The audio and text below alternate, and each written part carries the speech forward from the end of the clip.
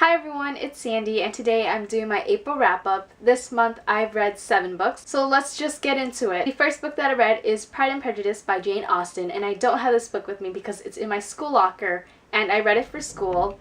And to be honest, I'm not a big fan of classics, so I didn't really enjoy this book as much as a lot of people did. I originally gave this book a 1 out of 5 stars, and I know there are a lot of themes about society and all that stuff in the book, but when I read a book, I mainly read for enjoyment, and I did find myself entertained several times throughout the book, which made me give it a higher rating, and that was a 2 out of 5 stars. The next book that I read is probably one of my favorites this month, and it is Let's Get Lost by Adi El-Said.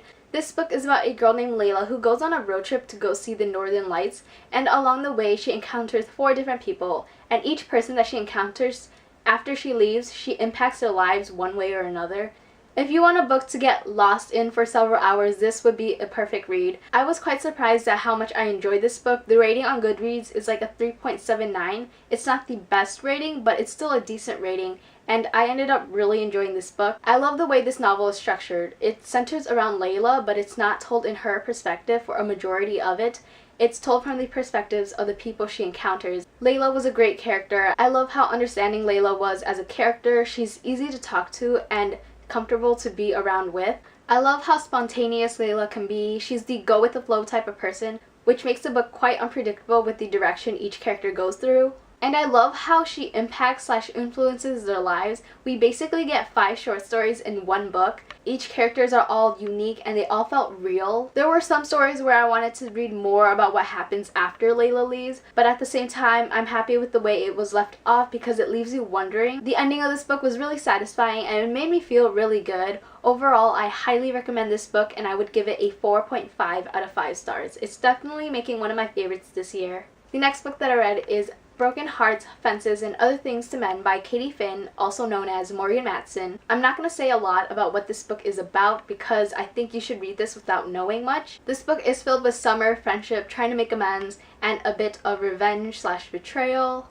And after finishing this book, I was a bit like, what? I was completely phased as to what just happened towards the end of the story because I did not see it coming. This book is actually going to be a trilogy, I believe. I know that a second book is coming out really soon. Probably by the time I upload this video, the second book has released, which I am so looking forward to because I really want to know what happens next. If you've read Second Chance Summer by Morgan Matson, this book is a little bit like that. The friendship situation in this book is very similar to the friendship situation in Second Chance Summer. Personally, I do not like the ideas of secrets and sabotage, which is the main problem that I had with this book. It's a love-hate thing with me. I like it, but I don't like it.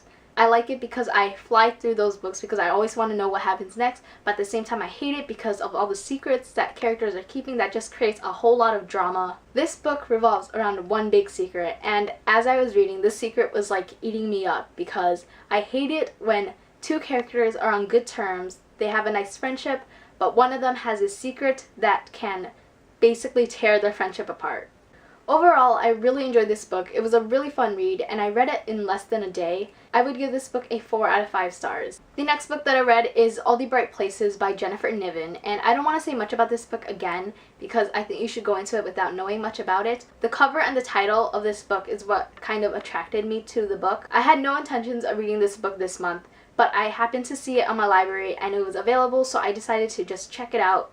I kind of have mixed feelings on this book. Yes, it was an emotional read, and yes, it had beautiful writing. However, I didn't really connect to the characters. Now looking back at it, I didn't really like the characters. I also didn't really like the romance either. People have compared this book to The Fault in Our Stars and Eleanor and Park, and personally I wasn't the biggest fan of both of those books. If you were a fan of The Fault in Our Stars and Eleanor and Park, I think you should pick this book up because I think you would personally really enjoy it. I give this book a 3 out of 5 stars. The next book that I read is Across the Universe by Beth Revis. I have had this book on my TBR for the longest time. I've owned this book for over a year and it's been on my to-read list since 2013, and I'm so happy that I finally read it.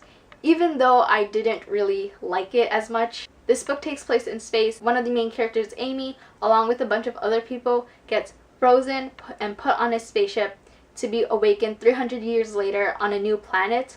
However, Amy gets woken up 50 years early. When I first started this book, around like 50 pages or so, I was so close to DNFing it, but I decided to push through. This story does get better as it goes on, but it just wasn't the book for me. I really like the whole mystery about the unplugging situation where people who are frozen gets unplugged, like they get unfrozen. So I thought that was a really nice aspect to it, wondering who's behind all of this. I didn't really like the characters, and I thought that some aspects of this world was really confusing, especially surrounding how things are run in the spaceship.